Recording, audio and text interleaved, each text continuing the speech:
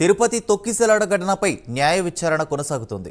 జిల్లా కలెక్టరేట్లో హైకోర్టు విశ్రాంత న్యాయమూర్తి జస్టిస్ సత్యనారాయణమూర్తి విచారణ చేస్తున్నారు. విచారణకు TTD EO Shyamala Rao, Ruia superintendent Ravi Prabhu, additional SP Ravi Manohar ఆచారితో పాటు పలువురు అధికారులు హాజరయ్యారు. పద్మావతి పార్క్, రామనాయుడు స్కూల్ ప్రాంతాలను కమిషన్ పరిశీలించింది.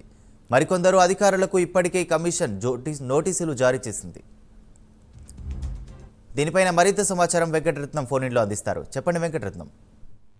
దేవా వైకుంఠ ఏకాదశి టోకన్ల జారీ సందర్భంగా పద్మావతి పార్క్ వద్ద జరిగిన తొక్కిసలాటలో గత నెలలో 6 మంది చనిపోగా చాలా మంది గాయపడటం జరిగింది.